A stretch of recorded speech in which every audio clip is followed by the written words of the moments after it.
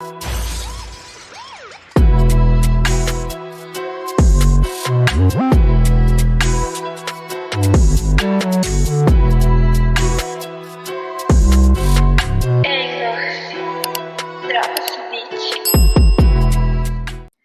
everyone, welcome back to Missing Mondays here at Your Milk and Cereal, where we highlight missing person cases to help bring awareness. I'm your host, Ramera Arlilia, and this week we are concluding our several cold cases that I believe could have benefited from the Ashanti Alert had it been established before 2018. Let's dive in and see if you agree. For the past 2 weeks, I have been talking about the Ashanti Alert, which is named in honor of Ashanti Billy, a 19-year-old college student who was tragically abducted and murdered in 2017. Her story led to the creation of this alert system designed for adults between 18 and 64 years old who go missing under dangerous or suspicious circumstances. If you are interested in more information about the Ashanti Alert, I went into more detail in Part 1, Episode 4. Please check that out along with Part 2 so you have a greater understanding of how critical and vital this new alert system can be.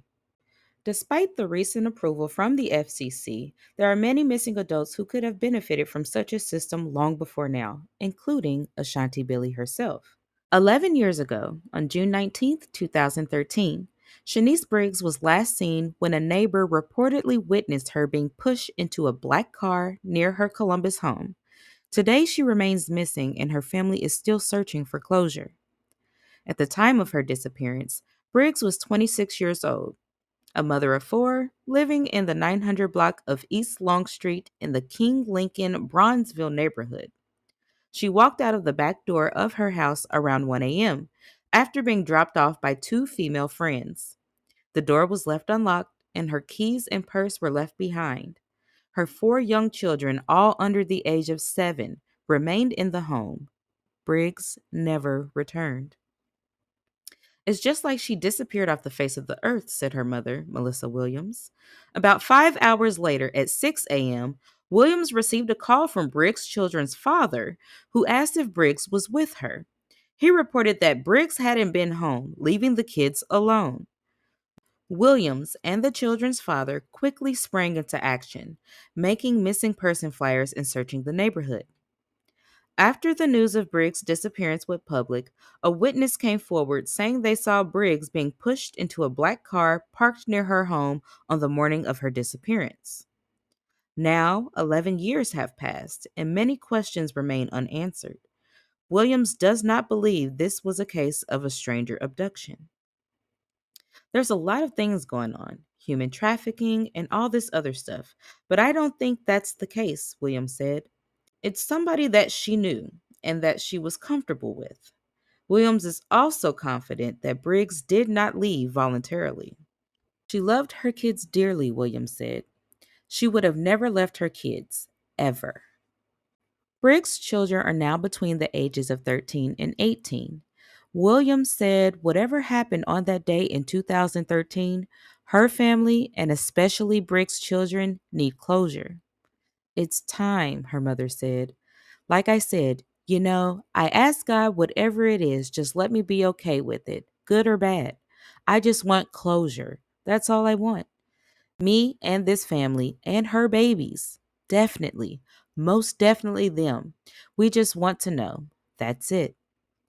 A spokesperson with the Columbus police said that there are no new updates or information regarding Briggs's case. The fact that Shaniece was seen being pushed into a car by someone she knew indicates a possible imminent threat to her safety. The Ashanti Alert is crucial in cases where there is a reason to believe the missing person is in significant danger.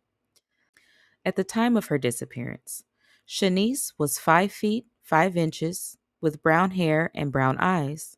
She had a tattoo of a king with a crown on her left side and a piercing above the right corner of her upper lip. I had that piercing before too. On the day she went missing, she was wearing black sweatpants and a pink and gray shirt. As of August 2024, she would be 37 years old. On September 23, 2017, Alexis Scott, a 20-year-old woman from Peoria, Illinois, was last seen at a house party in the 100 block of Richmond Avenue.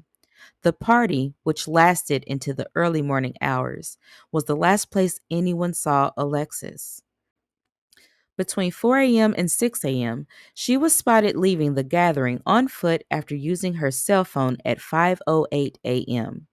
According to the party host, Alexis had left the house multiple times throughout the night and was in the backyard when she departed. She has never been seen or heard from again. Born on May 20th, 1997, Alexis was 20 years old at the time of her disappearance. She was wearing a black Victoria's Secret hoodie zip up sweatshirt with pink designs, a crop top, and light blue jeans. Her distinctive appearance included brown hair and brown eyes. Alexis had several tattoos: spots in the name Tevin Jr. in cursive on the right side of her collarbone, Lily in cursive on the left side, Trayvon in cursive on her right wrist, and Royalty in cursive on the inside of her left arm. She also had stretch marks on her abdomen from a previous pregnancy, and her ears and nose were pierced. A scar on her lower lip was from a prior piercing. Alexis had orthodontic braces, which she had removed herself, leaving the brackets still on her lower teeth. Her nickname was Lex. Just weeks before her disappearance, Alexis traveled to Las Vegas, Nevada, to work as a stripper. Tragically, she fell victim to sex trafficking and was taken to Sacramento, California. She managed to escape and was found naked and disoriented in the street by a woman who helped her contact her mother. Alexis returned to Peoria, but was reportedly fearful of retaliation from her traffickers. Given Alexis' recent history of trafficking and her potential fears of retaliation, her case would have fit the criteria for an Ashanti Alert if it had been established before 2017. Such a system might have heightened public awareness and improved the chances of locating Alexis, who may have been in imminent danger. The owner of the house where the party took place knew the man Alexis had traveled to Las Vegas with, and her family fears she might have been victim of trafficking again. Alexis left behind a young son, and her case remains unsolved. She is considered endangered, and her loved ones continue to search for answers. On October 2nd, 2018, Kiera Coles, a 26-year-old Chicago postal worker, vanished without a trace. At the time, she was eagerly anticipating the arrival of her first child. Her mother, Karen Phillips, remembered her daughter's happiness vividly. She was so happy. We just couldn't wait for her to experience the love between a mother and a child. Yet, 5 years later, Kiera Coles remains missing, leaving her mother in a state of unending distress. It's not like I found my daughter. I buried her, and we know where she is. I don't know if she's dead or alive, being harmed. We have to live through this every single day. The Chicago Police Department has classified Cole's disappearance as an open but cold case. Her mother is increasingly frustrated with the lack of progress, noting that detectives haven't provided updates in over a year. She suspects racial bias might be affecting the case's visibility and urgency. In response to concerns, the Chicago police stated, "We are seeking any and all information in an attempt to locate her, and we won't stop until we do." The most significant update in Cole's case came last year when police released surveillance footage showing critical moments from the day she disappeared. The video depicted a man identified as a person of interest arriving at Kiera's home on October 2nd, 2018. Later, Kiera and the man were seen driving away in her car. At around 10:43 p.m., Coles was captured on surveillance making ATM withdrawals, the last known images of her. Later that night, Cole's car was found parked in another part of the city. The person of interest was seen exiting the passenger side, but no one was seen exiting the driver's side. The following day, he was recorded parking Cole's car near her home and going inside. He then left in his own vehicle. When interviewed, He provided inconsistent accounts of the last time he saw Kiera.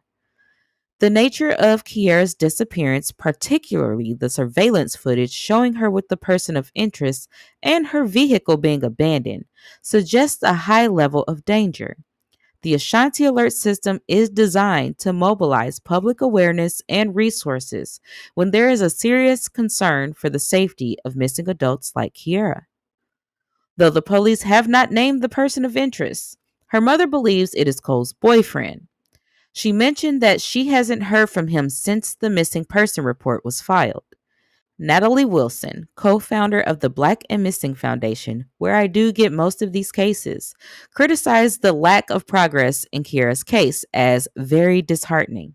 Maybe police have information they've not yet shared, but we're sitting on the sidelines waiting.